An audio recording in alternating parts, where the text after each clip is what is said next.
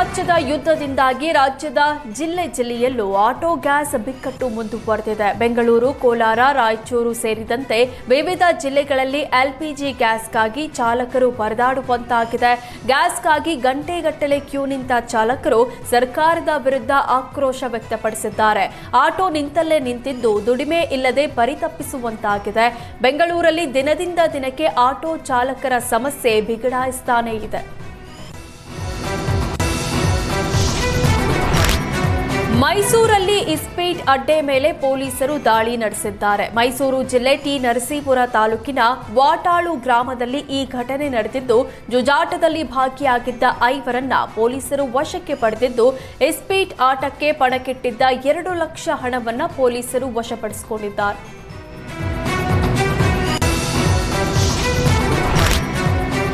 ಧಾರವಾಡದಲ್ಲಿ ಮತ್ತೊಂದು ಹಂತದ ಹೋರಾಟಕ್ಕೆ ಉದ್ಯೋಗಾಕಾಂಕ್ಷಿಗಳು ಸಜ್ಜಾಗಿದ್ದಾರೆ. ಖಾಲಿ ಹುದ್ದೆ ಭರ್ತಿಗೆ ಆಗ್ರಹಿಸಿ ಹೋರಾಟ ನಡೆಸಲು ಉದ್ಯೋಗಾಕಾಂಕ್ಷಿಗಳು ಸಿದ್ಧತೆ ಮಾಡಿಕೊಂಡಿದ್ದಾರೆ.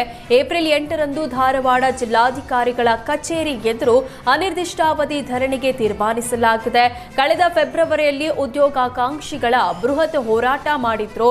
ಆ ವೇಳೆ ಶೀಘ್ರ ಖಾಲಿ ಹುದ್ದೆ ಭರ್ತಿ ಮಾಡೋದಾಗಿ ಸರ್ಕಾರ ಮಾತು ಕೊಟ್ಟಿತ್ತು. ಆದರೆ ಈವರೆಗೂ ಖಾಲಿ ಹುದ್ದೆ ಭರ್ತಿಗೆ ಸರ್ಕಾರ ಅಧಿಸೂಚನೆ ಹೊರಡಿಸಿಲ್ಲ. ಹೀಗಾಗಿ ಏಪ್ರಿಲ್ 8ರಂದು ಜಿಲ್ಲಾಧಿಕಾರಿ ಕಚೇರಿ ಎದುರು ಪ್ರತಿಭಟನೆಗೆ ತಯಾರಿ ನಡೆಸಲಾಗಿದೆ.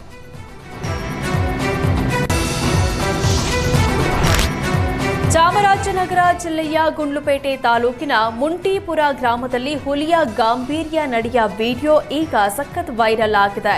ಮಳೆಯ ನಡುವೆ ವಿಶ್ರಾಂತಿಗೆ ಜಾರಿದ್ದ ಹುಲಿಯ ದೃಶ್ಯ ಸಾಮಾಜಿಕ ಜಾಲತಾಣದಲ್ಲಿ ಸಿಕ್ಕಾಪಟ್ಟೆ ವೈರಲ್ ಆಗ್ತಾ ಇದೆ.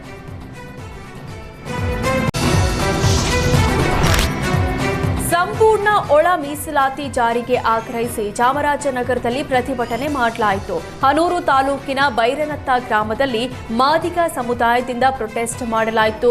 ಬಾಬು ಜಗಜೀವನ್ ರಾಮ ಜಯಂತಿ ಆಚರಣೆ ವೇಳೆ ಡಾಕ್ಟರ್ ಬಿಆರ್ ಅಂಬೇಡ್ಕರ್ ಹಾಗೂ ಜಗಜೀವನ್ ರಾಮ ಭಾವಚಿತ್ರ ಹಿಡಿದು ಧರಣಿ ನಡೆಸಿದ್ದು, ರಾಜ್ಯ ಕಾಂಗ್ರೆಸ್ ಸರ್ಕಾರದ ವಿರುದ್ಧ ಧಿಕ್ಕಾರ ಕೂಗಿ ತಮ್ಮ ಆಕ್ರೋಶ ವ್ಯಕ್ತಪಡಿಸಿದ್ದಾರೆ. ಮನೆ ಮುಂದೆ ಆಟ ಆಡ್ತಾ ಇದ್ದ ಮಕ್ಕಳ ಮೇಲೆ ಬೀದಿ ನಾಯಿಗಳು ದಾಳಿ ಮಾಡಿವೆ. ಬೀದರ್ ಜಿಲ್ಲೆಯ ಬಸವ ಕಲ್ಯಾಣ ಪಟ್ಟಣದ ಚಾವೂಸ್ ಗಲ್ಲಿಯಲ್ಲಿ ಘಟನೆ ನಡೆದಿದೆ. 2 ಬೀದಿ ನಾಯಿಗಳು ಏಕಾಏಕಿ ಮಕ್ಕಳ ಮೇಲೆ ದಾಳಿ ಮಾಡಿದ್ದು, ನಾಯಿಗಳು ಬರ್ತಾ ಇದ್ದಂತೆ ಹೆದರಿ ಬಾಲಕರು ಓಡಿದ್ದಾರೆ. ಆದರೂ ಬೆನ್ನತ್ತಿ ಹೋದ ಬೀದಿ ನಾಯಿಗಳು 2 ಮಕ್ಕಳಿಗೆ ಕಚ್ಚಿವೆ. ಬೀದಿ ನಾಯಿಗಳನ್ನು ನಿಯಂತ್ರಿಸುವಂತೆ ನಗರಸಭೆಗೆ ಸ್ಥಳೀಯರು ಮನವಿ ಮಾಡಿದ್ದಾರೆ. ಲಿಂಗೈಕ್ಯ ಡಾಕ್ಟರ್ ಶಿವಕುಮಾರ ಶ್ರೀಗಳ 119ನೇ ಜನ್ಮ ದಿನೋತ್ಸವ ಅಂಗವಾಗಿ ಸಿದ್ಧಗಂಗಾ ಮಠದಲ್ಲಿ 119 ಶಿಶುಗಳ ನಾಮಕರಣ ಮಹೋತ್ಸವ ನೆರವೇರಿತು. ಗಂಡು ಮಕ್ಕಳಿಗೆ ಶಿವಕುಮಾರ ಸ್ವಾಮಿ, ಹೆಣ್ಣು ಮಕ್ಕಳಿಗೆ ಶಿವಾನಿ ಅಂತ ಹೆಸರಿಟ್ಟು ನಾಮಕರಣ ಮಾಡಲಾಯಿತು. ಶ್ರೀ ಸಿದ್ಧಲಿಂಗ ಸ್ವಾಮೀಜಿಯ ಆಶೀರ್ವಾದದೊಂದಿಗೆ ಕಿರಿಯ ಶ್ರೀಗಳಾದ ಶಿವಸಿದ್ದೇಶ್ವರ ಸ್ವಾಮೀಜಿ ಕಾರ್ಯಕ್ರಮಕ್ಕೆ ಚಾಲನೆ ಕೊಟ್ಟರು. ವಿವಿಧ ಜಿಲ್ಲೆಗಳಿಂದ ಮಠಕ್ಕೆ ಆಗಮಿಸಿ ತಮ್ಮ ಮಕ್ಕಳಿಗೆ ಶ್ರೀಗಳ ಹೆಸರಿಟ್ಟು ತಂದೆ ತಾಯಂದಿರು ಸಂಭ್ರಮಿಸಿದ್ರು. ನಾಮಕರಣಗೊಂಡ 119 ಮಕ್ಕಳಿಗೆ ಟ್ರಸ್ಟ್ ವತಿಯಿಂದ ಉಚಿತ ತೊಟ್ಟಿಲು, ಹಾಸಿಗೆ, ತಲೆದಿಂಬು ಮತ್ತು ಸೊಳ್ಳೆ ಪರದೆ ವಿತರಿಸಲಾಯಿತು. ದಾವಣಗೆರೆ ಬಾಗಲಕೋಟೆ ಎಲೆಕ್ಷನ್ ಬ್ಯಾಟಲ್ ನಡುವೆಯೇ CM Siddaramaiah, DCM DK Shivakumar Kerala ವಿಧಾನಸಭೆ ಎಲೆಕ್ಷನ್ ಅಖಾಡಕ್ಕಿಳಿದಿದ್ದಾರೆ. ಕೇರಳದ ಮಂಜೇಶ್ವರ ವಿಧಾನಸಭೆ ಕ್ಷೇತ್ರದ ಓರ್ಕಾಡಿ ಮುಲ್ಲೇರಿಯಾದಲ್ಲಿ ಸಿಎಂ ಸಿದ್ದರಾಮಯ್ಯ ಮತಯಾಚನೆ ನಡೆಸಿದ್ರೆ, ಕಣ್ಣೂರಿನ ಕಾಂಗ್ರೆಸ್ ಅಭ್ಯರ್ಥಿಗಳ ಪರ ಡಿಸಿಎಂ ಡಿಕೆ ಶಿವಕುಮಾರ್ ಕ್ಯಾಂಪೇನ್ ನಡೆಸುತ್ತಿದ್ದಾರೆ. ಕೊನೆಗೂ ಉಪಚುನಾವಣೆ ರಣಕಣಕ್ಕೆ ಜಮೀರ್ ಎಂಟ್ರಿ ಕೊಟ್ಟಿದ್ದಾರೆ. ದಾವಣಗೆರೆ ತೆರಳುವ ಮೊದಲೇ ಹುಬ್ಬಳ್ಳಿ ವಿಮಾನ ನಿಲ್ದಾಣದಲ್ಲಿ ಜಮೀರ್ ಶಕ್ತಿ ಪ್ರದರ್ಶನ ಮಾಡಿದ್ರು. ಕೇರಳದಿಂದ ಹುಬ್ಬಳ್ಳಿ ವಿಮಾನ ನಿಲ್ದಾಣಕ್ಕೆ ಬಂದ ಜಮೀರ್ನ ನೋಡಿ ಅಭಿಮಾನಿಗಳು ಜೈಕಾರ ಕೂಗಿದ್ರು. ಹೂಮಳೆ ಸುರಿಸಿ ಸಚಿವ ಜಮೀರ್ಗೆ ಬೆಂಬಲಿಗರು ಅದ್ದೂರಿಯಾಗಿ ಸ್ವಾಗತಿಸಿದ್ರು. ಜಮೀರ್ ಅಹಮದ್ ಪರ ಸಾವಿರಾರು ಯುವಕರಿಂದ ಜಯ ಘೋಷ ಮೊಳಗಿತು.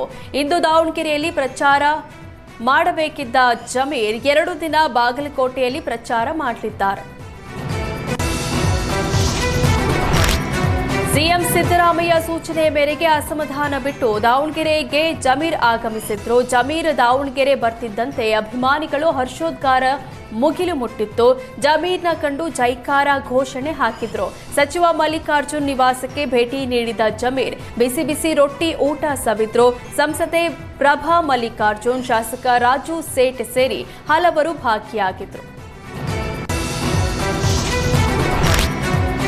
ಎನ್ಎಸ್ಯುಐ ಘಟಕದಿಂದ ಚರಂತಿಮಠ ವಿರುದ್ಧ ಅಪಪ್ರಚಾರದ ಕರಪತ್ರ ಹಂಚಿಕೆ ಪ್ರಕರಣ ಸಂಬಂಧ ಡಿಸಿಗೆ ಬಿಜೆಪಿ ನಾಯಕರು ಮನವಿ ಮಾಡಿದ್ರು. ವಿಪಕ್ಷ ನಾಯಕ ಆರ್ ಅಶೋಕ್ ನೇತೃತ್ವದಲ್ಲಿ ಜಿಲ್ಲಾಧಿಕಾರಿ ಭೇಟಿ ಮಾಡಿ ಸೂಕ್ತ ಕ್ರಮ ಆಗಬೇಕೆಂದು ಮನವಿ ಮಾಡಿದ್ರು. ಆರ್ ಅಶೋಕ್ಗೆ ಸಂಸದ ಗೋವಿಂದ ಕಾರಜೋಳ, ರಾಜ್ಯಸಭಾ ಸದಸ್ಯ ನಾರಾಯಣ ಬಾಂಡಗೆ, ಜಿಲ್ಲಾಧ್ಯಕ್ಷ ಶಾಂತಗೌಡ ಪಾಟೀಲ್, ಅರುಣ ಶಹಾಪುರ ಸೇರಿ ಹಲವರು ಸಾಥ್ ಕೊಟ್ಟರು.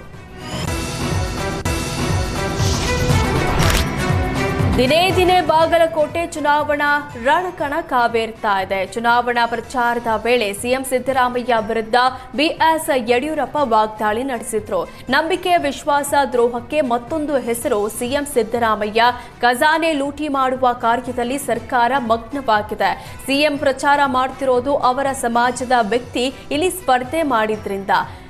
ನಮ್ಮ ಅಭ್ಯರ್ಥಿ ಭಾರಿ ಅಂತರದಿಂದ ಗೆಲ್ತಾರೆ. ಕುಮಾರಸ್ವಾಮಿ ನಮ್ಮ ಅಭ್ಯರ್ಥಿ ಪರ ಪ್ರಚಾರ ಮಾಡ್ತಿರೋದು ನಮಗೆ ಮತ್ತಷ್ಟು ಶಕ್ತಿ ಬಂದಂತಾಗಿದೆ. ಕಾಂಗ್ರೆಸ್ ನೀಡುವ ಹಣ ಹೆಂಡಕ್ಕೆ ಜನ ಸೊಪ್ಪು ಹಾಕಲ್ಲ. ಜನ ನಮಗೆ ಮತ ಹಾಕುವ ಮೂಲಕ ಕಾಂಗ್ರೆಸ್ಗೆ ಪಾಠ ಕಲಿಸ್ತಾರೆ ಅಂತ ಗುಡುಗಿದ್ರು. ನಂಬಿಕೆ ದ್ರೋಹ, ವಿಶ್ವಾಸ ದ್ರೋಹಕ್ಕೆ ಮತ್ತೊಂದು ಹೆಸರು ಸಿದ್ದರಾಮಯ್ಯನವರು. ಜನಹಿತವನ್ನು ಸಂಪೂರ್ಣ ಮರೆತು ಸರ್ಕಾರದ ಖಜಾನೆಯನ್ನು ಲೂಟಿ ಮಾಡುವಂಥ ಹಗಲು ದರೋಡೆಯಲ್ಲಿ ನಿರತರಾಗಿದ್ದಾರೆ. ಇವತ್ತು ವಾರಗಟ್ಟಲೆ ಇಲ್ಲಿ ಬಂದು ಕ್ಯಾಂಪ್ ಮಾಡೋದಕ್ಕೆ ಕಾರಣ ಏನೋ, ಒಂದೇ ಒಂದು ಕಾರಣ, ಅವರ ಸಮಾಜದ ವ್ಯಕ್ತಿ ಚುನಾವಣೆಗೆ ನಿಂತಿದ್ದಾರೆ ಅನ್ನೋ ಒಂದೇ ಒಂದು ಕಾರಣಕ್ಕೋಸ್ಕರ ಅವರು ಇಲ್ಲಿಗೆ ಬಂದಿದ್ದಾರೆ ಹೊರತು ಬೇರೆ ಯಾವುದೇ ಕಾರಣ ಇಲ್ಲ. ಆದ್ದರಿಂದ ಈ ಒಂದು ಬಾಗಲಕೋಟೆ ದಾವಣಗೆರೆ ಎರಡೂ ವಿಧಾನಸಭಾ ಚುನಾವಣೆಯಲ್ಲಿ ನಿಶ್ಚಿತವಾಗಿ ನಮ್ಮ ಅಭ್ಯರ್ಥಿ ದೊಡ್ಡ ಅಂತರದಲ್ಲಿ ಗೆಲ್ಲೋರಿದ್ದಾರೆ. ಈಗಾಗಲೇ ಮತದಾರರು ತೀರ್ಮಾನ ಮಾಡಿದ್ದಾರೆ. ಈ ಬಾರಿ ಬಿಜೆಪಿ ಮೋದಿಯವರ ಒಂದು ಜನಪ್ರಿಯತೆ ಇಡೀ ವಿಶ್ವವೇ ಕೊಂಡಾಡ್ತಿರೋ ಈ ಸಂದರ್ಭದಲ್ಲಿ ಇವತ್ತು ದೇಶದ ಜನ ಪ್ರಧಾನಿ ನರೇಂದ್ರ ಮೋದಿಯವರ ಜೊತೆ ನಿಂತಿದ್ದಾರೆ. ಇದೇ ಸಂದರ್ಭದಲ್ಲಿ ಈ ಚುನಾವಣೆಯಲ್ಲೂ ಸಹ ಪ್ರಧಾನಿ ನರೇಂದ್ರ ಮೋದಿಯವರಿಗೆ ನಾನು ಭರವಸೆಯನ್ನು ಕೊಡ್ತೇನೆ. ನಮ್ಮೆಲ್ಲರ ಕಾರ್ಯಕರ್ತರ ಪರಿಶ್ರಮದಿಂದ ದಾವಣಗೆರೆ, ಬಾಗಲಕೋಟೆ ಎರಡೂ ಕಡೆ ಭಾಳ ದೊಡ್ಡ ಅಂತರದಿಂದ ಗೆದ್ದೇ ಗೆಲ್ತೀವಿ ಅನ್ನೋ ವಿಶ್ವಾಸ ನಮ್ಮೆಲ್ಲರಿಗೂ ಇದೆ. ಆ ದಿಕ್ಕಿನಲ್ಲಿ ನಮ್ಮ ಕಾರ್ಯಕರ್ತರು ಹಳ್ಳಿ ಹಳ್ಳಿಗೆ ಹೋಗಿ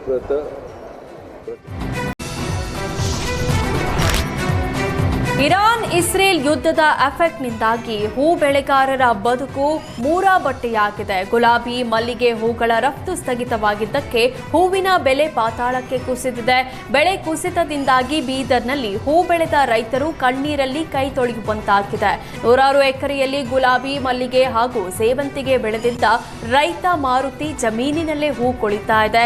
ವಿದೇಶಗಳಿಗೆ ರಫ್ತು ಆಗಬೇಕಿದ್ದ ಸುಗಂಧ ರಾಜ ಹೂವು ಈಗ ಕೇಳೋರೆ ಇಲ್ಲದಾಗಿದೆ. ಗಿಡದಲ್ಲೇ ಒಣಗ್ತಾ ಇದೆ. ದುಬೈ ಸೇರಿದಂತೆ ವಿದೇಶಗಳಿಗೆ ರಫ್ತು ಆಗ್ತಾ ಇದ್ದ ಹೂಗಳಿಗೆ ಈಗ ಬೇಡಿಕೆ ಇಲ್ಲದಂತಾಗಿದೆ. ಹಿಂದೆ ಮಲ್ಲಿಗೆ ಹೂ ಪ್ರತಿ ಕೆಜಿಗೆ 700ರಿಂದ 800 ರೂಪಾಯಿಗೆ ಮಾರಾಟ ಆಗ್ತಾ ಇತ್ತು. ಆದರೆ ಈಗ 200ರಿಂದ 300 ರೂಪಾಯಿಗೆ ಕುಸಿದಿದೆ. ಗುಲಾಬಿ ಹೂ ಹಿಂದೆ 400ಕ್ಕೂ ಅಧಿಕ ಬೆಲೆ ಇತ್ತು.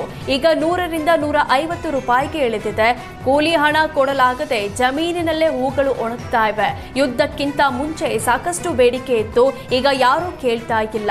ಒಂದು ತಿಂಗಳಿನಿಂದ ಹೂಗಳು ಮಾರುಕಟ್ಟೆಗೆ ಹೋಗ್ತಾ ಇಲ್ಲ. ಈಗಾಗಲೇ ಲಕ್ಷಾಂತರ ರೂಪಾಯಿ ಖರ್ಚು ಮಾಡಿದ್ದೇವೆ. ದುಡ್ಡು ಕೂಡ ವಾಪಸ್ ಬರ್ತಾ ಇಲ್ಲ. ನಾವು ತುಂಬಾ ಸಂಕಷ್ಟದಲ್ಲಿದ್ದೇವೆ. ಸರ್ಕಾರ ತಕ್ಷಣ ಪರಿಹಾರ ಕೊಡಬೇಕೆಂದು ರೈತರು ಆಗ್ರಹಿಸ್ತಾ ಇದ್ದಾರೆ. 2 ತಿಂಗಳ ಮೊದಲ ಭಾರಿ ಬೇಡಿಕೆ ಇತ್ತು. ನಾವು ಎಲ್ಲಿಗೆ ಒಯ್ದ್ರೂ ಹೂವು ನಿಂಗ್ತಾ ಅಂತಾರೆ. ಗುಲ್ಬರ್ಗ ಕಸಲಿ, ಹೈದ್ರಾಬಾದ್ ಕಸಲಿ ಡೈರೆಕ್ಟಾಗಿ ಇಸ್ಕೊತಿರು. ಅಮೌಂಟ್ ಆಗಿಂದಾಗ ಇದು ಮಾಡ್ತಾರೆ. ಈಗೇನು ಒಂದು 2 ತಿಂಗಳು, 1 ತಿಂಗಳು 1.5 ತಿಂಗಳು ಆಯಿತು. ಒಟ್ಟು ಯಾರು ಕೇಳೋರು ಇಲ್ಲ, ಯಾರು ಹೇಳೋರಪ್ಪ ಸ್ವಲ್ಪ ಪರಿಸ್ಥಿತಿ ಬಂತದ. ಇದು ಹೈದ್ರಾಬಾದ್ ಹೋಯ್ತು. ಫಸ್ಟ್ ಮೊದಲು ಹೈದ್ರಾಬಾದ್ ರೇಟ್ ಕರೆಕ್ಟ್ ಇತ್ತು. ಬೇರೆ ಫಾರಿನ್ ಕೊಡ್ತಾ ಅದು ಹೈದ್ರಾಬಾದಿಂದ ಅವ್ರು ಎಕ್ಸ್ಪೆಂಡ್ ಯಾಕಡೆ ಕಳಿಸ್ತಿರ್ಬೇಕು ಸರ್. ಗುಲ್ಬರ್ಗ ಕಳಿಸ್ತಿದ್ವು, ಬೀದರ್ ಕಳಿಸ್ತಿದ್ವು, ಎಲ್ಲದು ಕಳಿಸ್ತಾರು. ಅವಾಗ ಚಂದ ಈಗ ಒಂದು ತಿಂಗಳವರೆ ಆಯಿತು. ಇದಕ್ಕೆ ಯಾರು ವಾರಕ್ಕೆ ಇದು ಯಾರು ಸಂಬಂಧಪಟ್ಟ ಇದು ಕೇಳೋರಪ್ಪ ಇಲ್ಲ ಲಕ್ಷ ರೂಪಾಯಿ ದೂರ ಲಾಗುಣಿ ಮಾಡಿದ್ದಕ್ಕೆ ಏನದ ಪೂರ ಭಾಳ ಸಂಕಷ್ಟ ಲಾಸ್ಟ್ ಆಗಿಬಿಟ್ಟಿದೆ ಇದಕ್ಕೆ. ಬೇಸಿಗೆ ಆರಂಭದಲ್ಲೇ ರಾಯಚೂರು ಜಿಲ್ಲೆ ಲಿಂಗಸಗೂರು ತಾಲೂಕಿನ ಸರ್ಜಾಪುರ ಗ್ರಾಮದಲ್ಲಿ ನೀರಿಗಾಗಿ ಹಾಹಾಕಾರ ಶುರುವಾಗಿದೆ. ಗ್ರಾಮಸ್ಥರು ನೀರಿಗಾಗಿ ಗ್ರಾಮ ಪಂಚಾಯಿತಿಗೆ ಬೀಗ ಹಾಕಿ ತಮ್ಮ ಆಕ್ರೋಶ ವ್ಯಕ್ತಪಡಿಸಿದ್ದಾರೆ. ನೀರು ಕೊಡಲು ವಿಫಲವಾದ ಪಿಡಿಒ ವಿರುದ್ಧ ಗ್ರಾಮಸ್ಥರು ಆಕ್ರೋಶ ಹೊರಹಾಕಿದ್ದಾರೆ. ಗ್ರಾಮ ಪಂಚಾಯಿತಿ ಮುಂದೆ ಖಾಲಿ ಕೊಡ ಹಿಡಿದುಕೊಂಡು ಪ್ರತಿಭಟಿಸಿದ್ದಾರೆ. ಲಿಂಗಸಗೂರು ತಾಲೂಕು ಪಂಚಾಯಿತಿ ಇಒಗೂ ಗ್ರಾಮಸ್ಥರು ದೂರು ಕೊಟ್ಟಿದ್ದು ಏಪ್ರಿಲ್ 8ರವರೆಗೆ ನೀರು ಸರಬರಾಜು ಮಾಡಲು ಆಗ್ರಹಿಸಿ ಮನವಿ ಮಾಡಿದ್ದಾರೆ. ನೀರು ಕೊಡಲು ವಿಫಲವಾದರೆ ಬೆಳಗಾವಿ ರಾಯಚೂರು ಹೆದ್ದಾರಿ ಬಂದ್ ಮಾಡುವುದಾಗಿ ಗ್ರಾಮಸ್ಥರು ಎಚ್ಚರಿಸಿದ್ದಾರೆ. ಶಾರ್ಟ್ ಸರ್ಕ್ಯೂಟ್ನಿಂದ ಇಡೀ ಮನೆಯೇ ಸುಟ್ಟು ಕರಕಲಾಗಿದ್ದು ಕುಟುಂಬಸ್ಥರು ಕಂಗಾಲಾಗಿದ್ದಾರೆ. ಕಲಬುರಗಿ ನಗರದ ಕಾಂತಾ ಕಾಲೋನಿಯಲ್ಲಿ ಘಟನೆ ನಡೆದಿದ್ದು ಸರ್ಕಾರಿ ಶಾಲಾ ಶಿಕ್ಷಕಿ ಶಶಿಕಲಾ ಅನ್ನೋರ ಮನೆ ಬೆಂಕಿಗಾಹುತಿಯಾಗಿದೆ. ಬೆಂಕಿ ಕಾಣಿಸಿಕೊಳ್ತಿದ್ದಂತೆ ಮನೆಯಿಂದ ಹೊರಬಂದ ನಿವಾಸಿಗಳು ಪ್ರಾಣಾಪಾಯದಿಂದ ಪಾರಾಗಿದ್ದಾರೆ. ಕ್ಷಣಾರ್ಧದಲ್ಲಿ ಹೊತ್ತಿಕೊಂಡ ಬೆಂಕಿ ಇಡೀ ಮನೆಗೆ ಆವರಿಸಿ ಮನೆಯಲ್ಲಿರುವ ಎಲ್ಲಾ ವಸ್ತುಗಳು ಭಸ್ಮಗೊಂಡಿವೆ. ಸ್ಥಳಕ್ಕೆ ಕಲಬುರಗಿ ತಹಶೀಲ್ದಾರ್ ಸೇರಿದಂತೆ ಅಧಿಕಾರಿಗಳು ಭೇಟಿ ನೀಡಿ ಪರಿಶೀಲಿಸಿದ್ರು. ಸೂಕ್ತ ನೆರವಿನ ಭರವಸೆ ನೀಡಿದ್ದಾರೆ ಅಂತ ಈ ಅವಘಡದ ಬಗ್ಗೆ ಕಲಬುರಗಿಯ ಅಶೋಕ್ ನಗರ ಪೊಲೀಸ್ ಠಾಣೆಯಲ್ಲಿ ಪ್ರಕರಣ ದಾಖಲಾಗಿದೆ.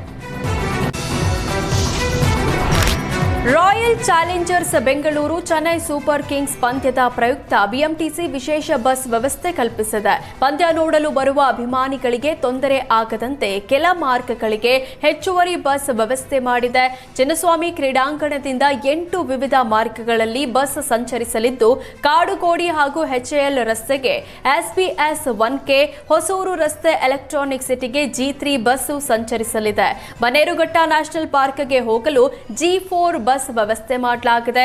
ಹೆಗ್ಡೆ ನಗರ, ಯಲಹಂಕ, ನಾಗವಾರ ಕಡೆಗೆ G10 ಬಸ್ಗಳ ವ್ಯವಸ್ಥೆ ಮಾಡಲಾಗಿದೆ.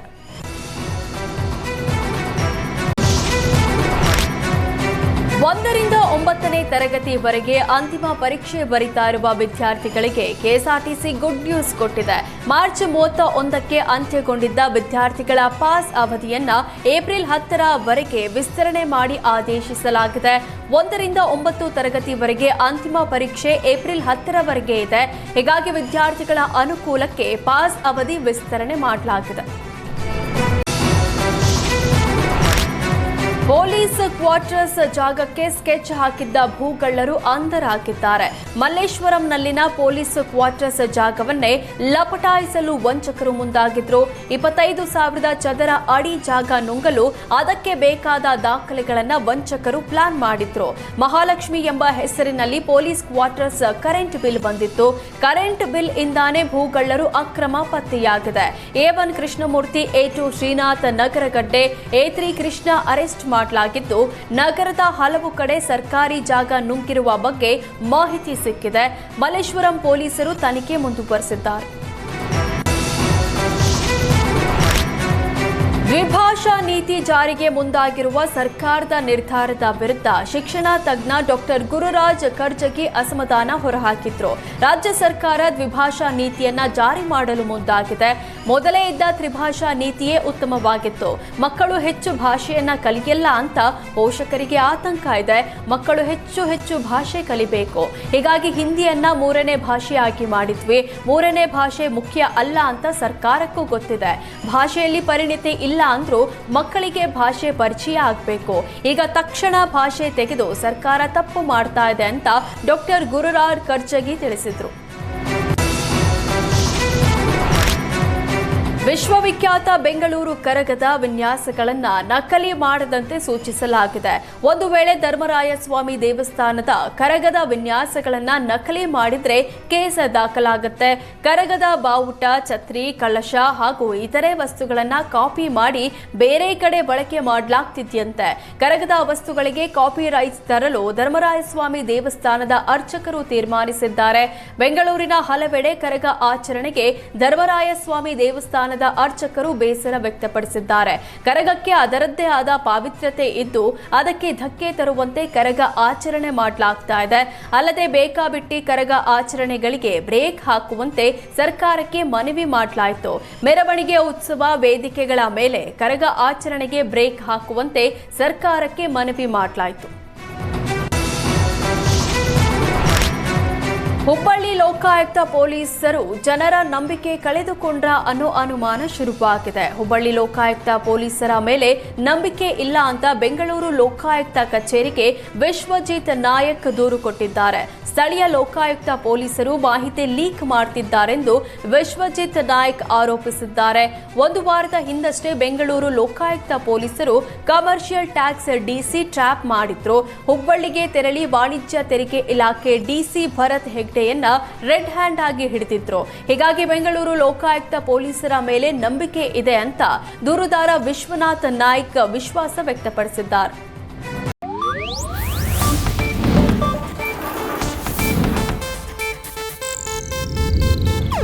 ಇದು ಏಷ್ಯಾನೆಟ್ ನ್ಯೂಸ್ ನೆಟ್ವರ್ಕ್ ಪ್ರಸ್ತುತಿ.